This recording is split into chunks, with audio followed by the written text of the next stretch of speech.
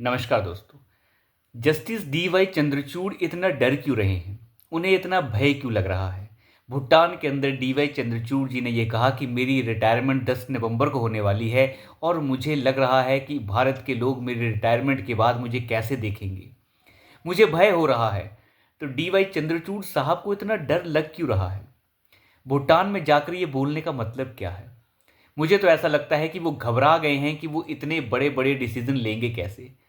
पिछले कई दिनों से ये सुप्रीम कोर्ट झक मार कर सो रहा है और दूसरों को ज्ञान झाड़ता है कि वक्त पर काम नहीं करते हो।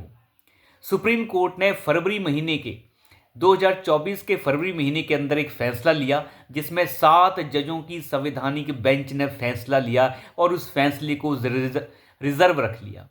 उस फैसले पर आज तक सुप्रीम कोर्ट कोई भी डिसीजन जो है पब्लिक नहीं कर पाया। आखिर ऐसा क्यों? सुप्रीम कोर्ट जो दूसरों को ज्ञान झाड़ता है, डी वाई चंद्रचूड़ दूसरों को सुबह शाम ज्ञान झाड़ते हैं और बड़े ही विशेषज्ञ माने जाते हैं वो कानून के, वो आज तक पिछले 8 महीने से एक फैसला नहीं सुना पा रहे हैं। इतना भय और डर क्यों है उनके अंदर? और ये भय और डर इसलिए है क्योंकि वो मामला मुसलमान से जुड़ा हुआ है। वो मामला ऐसा है कि इस देश की चूलें हिला सकता है और बता सकता है कि कैसे इस देश के अंदर मुसलमानों के लिए यूनिवर्सिटियां भी सौंप दी गई। जी हाँ, मैं बात कर रहा हूं अलीगढ़ मुस्लिम यूनिवर्सिटी की। अलीगढ़ मुस्लिम यूनिवर्सिटी जिसे मुसलमानों का दर्जा दे दिया गया, जिसे जो है मुसलमानों की यूनिवर्सिटी बना दिया गया, जिसे अल्पसंख्यकों का दर्जा दे दिया गया। एक ऐसी यूनिवर्सिटी जिसे केंद्र सरकार पैसा देती है लेकिन उसके अंदर पढ़ने वाले और पढ़ाने वाले ज़्यादातर मुसलमान हैं, मेजॉरिटी उन्हीं की है और उन्हीं की चलती है। आप अंदाज़ा लगा के देखिए कि जिसे हमारे टैक्स का पैसा जा रहा हो उसके अंदर पढ़ाने वाले मुसलमान और पढ़ने वाले भी मुसलमान हैं, लगभग सभी के सभी।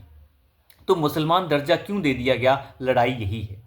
ये मामला बहुत पुराना है और फिलहाल ये मामला सुप्रीम कोर्ट के अंदर 2006 से पड़ा हुआ है और 2006 से लेके आज तक सुप्रीम कोर्ट ने इसके ऊपर कोई फैसला नहीं सुनाया।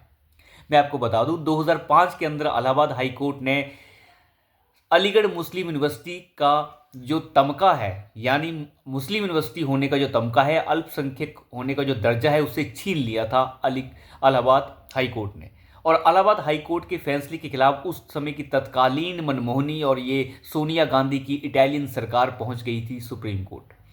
तो सुप्रीम कोर्ट तब से बैठा है और आज तक उसके ऊपर बैठा ही है, कोई फैसला नहीं सुना पाया। अंदाजा लगा के देखिए, 18 साल से सुप्रीम कोर्ट जो है छक मरवा रहा है और दूसरों को ज्ञान झाड़ते हैं कि तुम वक्त पे काम नहीं करते। 18 साल से तुमने क्या कर लिया? ये तो मोदी साहब की सरकार आई और 2016 से जब मोदी साहब ने हंटर चलाना शुरू किया तो इसके ऊपर कार्रवाई शुरू हुई और आज 2024 में इसके ऊपर जो है फैसला रिजर्व रख लिया गया, सुनाया नहीं गया। 8 महीने हो गए हैं रिजर्व रखे हुए भी, सुनाया नहीं जा रहा है। कंपकपी लग रही है, भय लग रहा है, क्योंकि पता है फैसला यही होगा कि अल्पसंख्यक का जो दर्जा है वो छीन लिया जाएगा। 7 जजों की बेंच बैठी है, कोई छोटी मोटी बात नहीं है। अब मैं सुनाता हूं आपको कि ये 7 जजों की बेंच ही क्यों बैठी। देखिए, सुप्रीम कोर्ट जो है एक तरीके से कठपुतली बन चुका है और किस तरीके से सुप्रीम कोर्ट का इस्तेमाल और उसे पांव तले रौंदा गया, इसकी मैं थोड़े से सबूत आपको दे देता हूं, नेहरू काल से शुरू करके। देखिए, ये यूनिवर्सिटी जो है एक मुस्लिम स्कॉलर द्वारा स्थापित की गई थी 1875 के आसपास। उसके बाद अंग्रेज़ों ने इस यूनिवर्सिटी को जो है एक तरीके से नेशनल यूनिवर्सिटी का तमका दे दिया और इसे यूनिवर्सिटी बना दिया 1920 के आसपास। उसके ज़्यादा मैं हिस्ट्री में नहीं जाना चाहता, डिटेल में नहीं जाना चाहता। 1920 में यूनिवर्सिटी बन गई, अलीगढ़ मुस्लिम यूनिवर्सिटी। और उसके बाद अंग्रेज़ों ने भी, लेकिन इसे कभी अल्पसंख्यक का दर्जा नहीं दिया, कभी भी इसके अंदर माइनॉरिटी स्टेटस इसे कभी नहीं दिया गया। देखिए, भारत में अल्पसंख्यक और माइनॉरिटी का मतलब केवल मुसलमान होता है, इसमें सिख सुख जैन जून का कोई मतलब नहीं है। आपको पहले से ही बता देता हूँ। अब होता क्या है, 1920 में इस यूनिवर्सिटी को जो है यूनिवर्सिटी का दर्जा मिल जाता है और उसके बाद होता क्या है कि अंग्रेज भी इसे कभी अल्पसंख्यक का दर्जा नहीं देते। लेकिन 1951 में जब संविधान लिखा जा रहा था, संविधान इंप्लीमेंट किया जा रहा था, तो संविधान इंप्लीमेंट करते समय जो संविधान के जो निर्माता थे उन्होंने भी इसे अलीगढ़ मुस्लिम यूनिवर्सिटी तो बनाया, लेकिन इसे अल्पसंख्यक का दर्जा नहीं दिया, यानी माइनॉरिटी स्टेटस इसे नहीं मिला। लेकिन नेहरू काल शुरू होते ही 1961 में नेहरू ने इसे चुपचाप मुस्लिम यूनिवर्सिटी बना दिया और इसे अल्पसंख्यक का दर्जा दे दिया गया। यानी नेहरू ने वो एजेंडा शुरू कर दिया जिस एजेंडे के लिए उसने भारत और पाकिस्तान का विभाजन करवाया था। तो उस विभाजन से निकला हुआ ये नेहरू का प्रोडक्ट ये बन गया अलीगढ़ मुस्लिम यूनिवर्सिटी, जो पूरी तरीके से मुस्लिम यूनिवर्सिटी बन गई।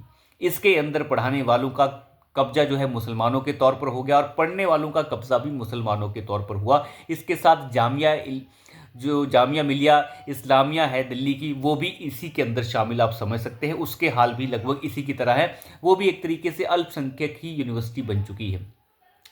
लेकिन साथ ही साथ थोड़ी सी बातें और कर लेते हैं। उसके बाद 1967 में यानी 1967 पे सुप्रीम कोर्ट की 5 जजों की बेंच ने ये फैसला पलट दिया सरकार का, नेहरू सरकार का। और सुप्रीम कोर्ट ने 1967 में कहा कि जो यूनिवर्सिटी केंद्र से पैसा ले रही है उसको हम एक तरीके से अल्पसंख्यक नहीं बना सकते, और ये सेकुलर देश है, एक तरीके से आप कह सकते हैं धर्मनिरपेक्ष देश है। यहाँ पे ऐसा नहीं हो सकता कि आप जो है किसी यूनिवर्सिटी को जो है अल्पसंख्यक का दर्जा दे दें, तो ये नहीं चलेगा। उसके बाद इंदिरा गांधी ने 1981 में फिर से खेल खेल दिया और चुपचाप थोड़े बहुत संविधान के अंदर संशोधन करके इस यूनिवर्सिटी को दोबारा से मुस्लिम प्यार के चलते फिर से इसे अल्पसंख्यक का दर्जा दे दिया। अंदाजा लगा के देखिए किस तरीके का ढोंग होता रहा। हालांकि दर्जा तो दे दिया लेकिन इंप्लीमेंटेशन नहीं हो पाई। इसे दर्जा दे दिया गया लेकिन सभी के सभी रूल्स की इंप्लीमेंटेशन नहीं हो पाई, और रूल्स की इंप्लीमेंटेशन करने के लिए चली गई ये मामला उसके बाद इलाहाबाद हाई कोर्ट पे। इलाहाबाद हाई कोर्ट ने फिर से इसे रिजेक्ट कर दिया। इलाहाबाद हाई कोर्ट ने कहा कि हम इसे नहीं मानते, क्योंकि मनमोहन सरकार इसे जो है इंप्लीमेंट करवाने की पूरी कोशिश कर रही थी और इंप्लीमेंट करवा भी चुकी थी। लेकिन इलाहाबाद हाई कोर्ट ने 2005 में इसे दोबारा से पलट दिया कि यह नहीं हो सकता।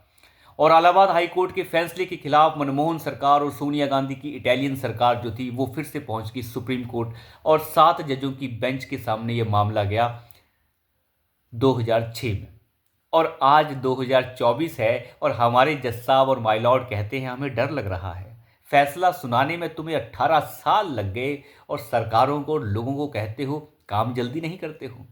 18 साल से झक मरवा रही हमारी न्यायपालिका अभी तक इसके ऊपर फैसला नहीं सुना पाई है, क्योंकि फैसला वही आना है जो इलाहाबाद हाई कोर्ट के जजेस ने सुनाया, जो 1967 में 5 जजों की संवैधानिक पीठ ने सुनाया। लेकिन आज 7 जजों की संवैधानिक पीठ जिसकी अध्यक्षता DY चंद्रचूड़ चीफ जस्टिस कर रहे हैं, जो इस देश में सबसे लंबे समय तक रहने वाले चीफ जस्टिस में से एक हैं, वो इस पे फैसला सुनाने से भय से डर रहे हैं। फरवरी महीने में फैसला जो है ले लिया गया था, लेकिन आज तक उसे रिजर्व रखा गया है। 8 महीने हो गए, फैसला नहीं सुनाया जा रहा है। यह वही दौर की तरह आप समझ सकते हैं जब अतीक अहमद के सामने कोई जज फैसला नहीं सुनाता था। ये बिल्कुल वैसा ही लगता है। इतना डर आखिरकार मिलॉर्ड्स को लगता क्यों है? इन मिलॉर्ड्स को तब डर नहीं लगता जब इस देश की बहुसंख्यक आबादी के सामने ये मिलॉर्ड खुलकर कह देते हैं कि दिवाली में पटाखों की कोई आवश्यकता नहीं है, बंद कर दो।